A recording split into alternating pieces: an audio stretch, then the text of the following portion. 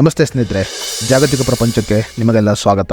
Rameswaram cafe. ಸದ್ಯ ಈ cafe ಹೆಸರು ಪ್ರತಿಯೊಬ್ಬರ ಮನೆ ಮಾತಾಗಿದೆ ಅಂತಾನೆ ಹೇಳಬಹುದು. ಬೆಂಗಳೂರಿನ ಫೇಮಸ್ ಕೆಫೆಗಳಲ್ಲಿ ಒಂದಾಗಿರುವ ಈ ರಾಮೇಶ್ವರ ಕೆಫೆ ಕಳೆದ 3 ವರ್ಷಗಳಿಂದ ತನ್ನ ಗ್ರಾಹಕರಿಗೆ ಬಹಳ ಉತ್ತಮವಾದ ಸೇವೆಯನ್ನು ಒದಗಿಸಿಕೊಂಡು ಬಂದಿದೆ. ಸ್ನೇಹಿತರೆ, 2021ರಲ್ಲಿ ಆರಂಭವಾದ ಈ ಕೆಫೆ ಇಂದು ಬೆಂಗಳೂರಿನಲ್ಲಿ 4ಕ್ಕೂ ಅಧಿಕ ಬ್ರಾಂಚ್ಗಳನ್ನು ಹೊಂದಿದೆ. ಪ್ರೇಮಿಗಳಿಬ್ಬರ ಹಠ ಮತ್ತು ಪರಿಶ್ರಮದಿಂದ ಆರಂಭವಾದ ಈ ಕೆಫೆ ಇಂದು ದೇಶದಲ್ಲಿ ಫೇಮಸ್ ಕೆಫೆಗಳಲ್ಲಿ ಒಂದಾಗಿದೆ. ದಂಪತಿಗಳಿಬ್ಬರ ಪರಿಶ್ರಮದಿಂದ ತೆರೆದ ಈ ಕೆಫೆಯಲ್ಲಿ ಇಂದು 700ಕ್ಕೂ ಅಧಿಕ ಮಂದಿ ಕೆಲಸವನ್ನ ಮಾಡುತ್ತಿದ್ದಾರೆ.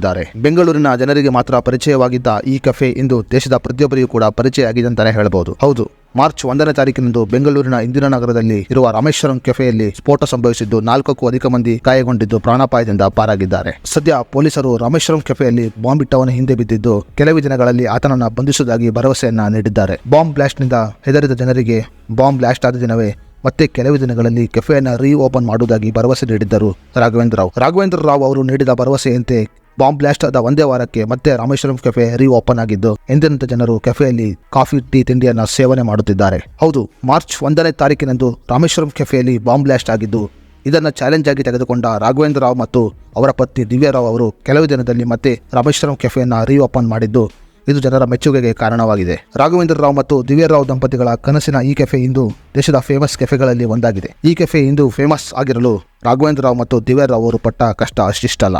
ಬೆಂಗಳೂರಿನ ಇಂದಿರಾನಗರದಲ್ಲಿರುವ ರಾಮೇಶ್ವರಂ ಕೆಫೆಯಲ್ಲಿ ಬ್ಲಾಸ್ಟ್ ಆಗಿದ್ದ ತಡ ರಾಮೇಶ್ವರಂ ಕೆಫೆ ಮಾಲೀಕರ ಬಗ್ಗೆ ಸಾಕಷ್ಟು ಚರ್ಚೆಗಳು ನಡೆಯುತ್ತಿದೆ. ಹಾಗಾದರೆ ರಾಮೇಶ್ವರಂ ಕೆಫೆ ಮಾಲೀಕರಾದ ರಾಘವೇಂದ್ರ ರಾವ್ ಯಾರು ಅನ್ನೋದರ ಬಗ್ಗೆ ಸಂಪೂರ್ಣ ಮಾಹಿತಿಯನ್ನು ಈ ವಿಡಿಯೋದಲ್ಲಿ ನಾವು ನಿಮಗೆ ತಿಳಿಸ್ಕೊಡ್ತೀವಿ. ವಿಡಿಯೋವನ್ನು ಪೂರ್ತಿಯಾಗಿ ನೋಡಿ ಮತ್ತು ನೀವು ಇನ್ನೂ ನಮ್ಮ ಫೇಸ್ಬುಕ್ ಪೇಜ್ ಫಾಲೋ ಮಾಡಿಲ್ಲ ಅಂದರೆ ಈಗಲೇ ಫಾಲೋ ಮಾಡಿ ಹಾಗೂ ನಮ್ಮ ಯೂಟ್ಯೂಬ್ ಚಾನಲ್ ಸಬ್ಸ್ಕ್ರೈಬ್ ಮಾಡಿಲ್ಲ ಅಂದರೆ ಈಗಲೇ ಸಬ್ಸ್ಕ್ರೈಬ್ ಮಾಡಿ. ಸ್ನೇಹಿತರೆ, ಒಬ್ಬ ಮನುಷ್ಯ ಮನಸ್ಸು ಮಾಡಿದರೆ ಮಾಡಲಾಗದ ಕೆಲಸನೇ ಇಲ್ಲ. ಪ್ರತಿಯೊಬ್ಬರಿಗೂ ಕೂಡ ಜೀವನದಲ್ಲಿ ಏನಾದರೂ ದೊಡ್ಡ ಸಾಧನೆಯನ್ನು ಮಾಡಬೇಕು ಅನ್ನುವ ಛಲ ಇದ್ದೇ ಇರುತ್ತದೆ. ಆದರೆ ಅವರಿಗೆ ಸರಿಯಾದ ಮಾಹಿತಿ ಸಿಗದ ಕಾರಣ ಕೆಲವರ ಕನಸು ನನಸಾಗದೆ ಹಾಗೆ ಉಳಿದಿದೆ. ಜೀವನದಲ್ಲಿ ಮಾಡಿದರೆ ದೊಡ್ಡ ಸಾಧನೆಯನ್ನು ಮಾಡಬೇಕು ಮತ್ತು ನಾನು ಕಂಡ ಕನಸಿನ ಬಿಸ್ನೆಸ್ ಮಾಡಬೇಕು ಅಂದುಕೊಂಡವರಲ್ಲಿ ಈ ರಾಘವೇಂದ್ರ ರಾವ್ ಕೂಡ ಒಬ್ಬರು.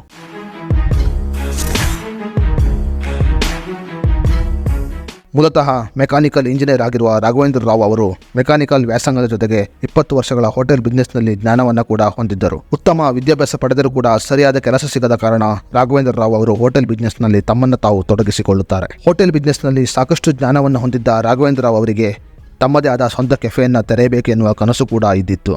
ರಾಘವೇಂದ್ರ ರಾವ್ ಅವರ ದೊಡ್ಡ ಕನಸು ಜೀವನದಲ್ಲಿ ದೊಡ್ಡ ಕೆಫೆ ತೆರೆಯಬೇಕು ಎನ್ನುವುದು ಆಗಿತ್ತು ಮತ್ತು ಆ ಕನಸಿಗೆ ಕೈ ಜೋಡಿಸಿದ್ದು ಅವರ ಧರ್ಮಪತ್ನಿ ದಿವ್ಯಾ ರಾವ್.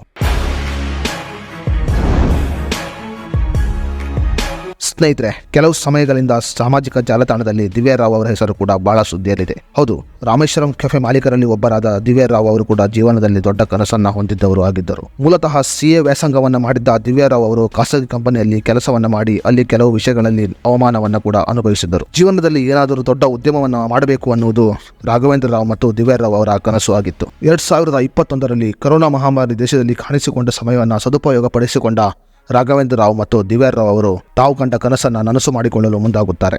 ಸ್ನೇಹಿತರೆ, 2021ರಲ್ಲಿ ದೇಶದಲ್ಲಿ ಕಾಣಿಸಿಕೊಂಡ ಕೊರೋನಾ ಮಹಾಮಾರಿ ಸೋಂಕು ಅದೆಷ್ಟೋ ಜನರ ಜೀವನವನ್ನು ಬಲಿ ತೆಗೆದುಕೊಂಡಿತು ಮತ್ತು ಅದೆಷ್ಟೋ ಜನರು ಕೊರೋನಾ ಸೋಂಕಿನ ಕಾರಣ ತಮ್ಮ ಕೆಲಸವನ್ನು ಕಳೆದುಕೊಂಡರು ಮತ್ತು ಅದೆಷ್ಟೋ ಜನರು ತಮ್ಮ ಕುಟುಂಬವನ್ನು ಕಳೆದುಕೊಂಡರು ಅಂತಾನೆ ಹೇಳಬಹುದು.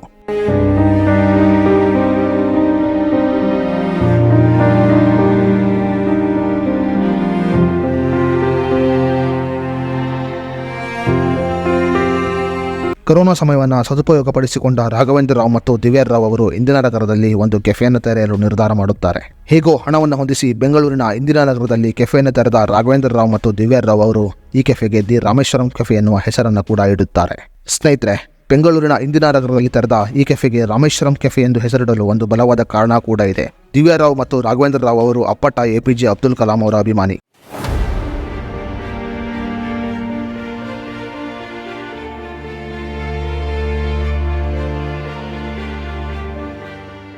ಅಬ್ದುಲ್ ಕಲಾಂ ಅವರ ಸಾಧನೆ ಮತ್ತು ಅವರ ಜೀವನವನ್ನು ಮೈಗೂಡಿಸಿಕೊಂಡಿರುವ ಈ ದಂಪತಿಗಳು APJ ಅಬ್ದುಲ್ ಕಲಾಂ ಅವರ ಹುಟ್ಟೂರು ರಾಮೇಶ್ವರಂ ಆದ ಕಾರಣ ಈ ಕೆಫೆಗೆ ರಾಮೇಶ್ವರಂ ಕೆಫೆ ಎನ್ನುವ ಹೆಸರನ್ನು ಕೂಡ ಇಡುತ್ತಾರೆ. 2021ರಲ್ಲಿ ತೆರೆದ ಈ ಕೆಫೆ ಕಳೆದ 3 ವರ್ಷಗಳಿಂದ ತನ್ನ ಗ್ರಾಹಕರಿಗೆ ಬಹಳ ಉತ್ತಮವಾದ ಸೇವೆಯನ್ನು ಒದಗಿಸಿಕೊಂಡು ಬಂದಿದ್ದು ಪ್ರತಿ ತಿಂಗಳು 5 ಕೋಟಿಗೂ ಹೆಚ್ಚಿನ ಲಾಭವನ್ನು ಗಳಿಸುತ್ತಿದೆ. ಸ್ನೇಹಿತರೆ, ಸದ್ಯ ರಾಘವೇಂದ್ರ ರಾವ್ ಮತ್ತು ದಿವ್ಯಾ ರಾವ್ ಅವರ ಕನಸು ನನಸಾಗಿದೆ ಅಂತಾನೆ ಹೇಳಬಹುದು. ರಾಘವೇಂದ್ರ ರಾವ್ ಮತ್ತು ದಿವ್ಯಾ ರಾವ್ ಅವರು ಮುಂದಿನ ದಿನಗಳಲ್ಲಿ ಭಾರತದ ಹಲವು ರಾಜ್ಯಗಳಲ್ಲಿ ಈ ಕೆಫೆಯನ್ನು ತೆರೆಯಬೇಕು ಅನ್ನುವ ದೊಡ್ಡ ಯೋಜನೆಯನ್ನು ಕೂಡ ಹೊಂದಿದ್ದಾರೆ. ಅದೇ ರೀತಿಯಲ್ಲಿ ಭಾರತ ಮಾತ್ರವಲ್ಲದೆ ಬೇರೆ ದೇಶದಲ್ಲಿ ಕೂಡ ನಮ್ಮ ಕೆಫೆಯನ್ನು ತೆರೆಯುವುದು ಇವರ ಬಹುದೊಡ್ಡ ಕನಸು ಕೂಡ ಆಗಿದೆ. ಮಾರ್ಚ್ 1ನೇ ತಾರೀಕಿನಂದು ಯಾರು ಊಹೆ ಮಾಡದ ಘಟನೆ ನಡೆದಿದ್ದು, ಸದ್ಯ ರಾಮೇಶ್ವರಂ ಕೆಫೆ ಮತ್ತೆ ತೆರೆದಿದ್ದು ಅಗತ್ಯ ರಕ್ಷಣಾ ಕ್ರಮಗಳನ್ನು ತೆಗೆದುಕೊಳ್ಳಲಾಗಿದೆ ಎಂದು ಮಾಲೀಕರಾದ ರಾಘವೇಂದ್ರ ರಾವ್ ಮಾಧ್ಯಮಗಳ ಮುಂದೆ ಹೇಳಿದ್ದಾರೆ. ಬ್ಲಾಸ್ಟ್ ಆದ 8 ದಿನಗಳ ನಂತರ ಮತ್ತೆ ರಾಮೇಶ್ವರಂ ಕೆಫೆ ತೆರೆದಿದ್ದು, ಕೆಫೆಗೆ ಬಂದ ಜನರು ರಾಮಘೋಷಣೆಯನ್ನ ಕೂಡ ಕೂಗಿದ್ದಾರೆ.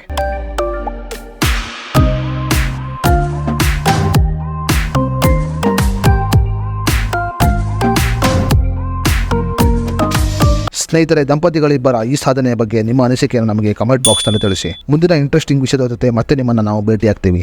ನಮಸ್ತೆ.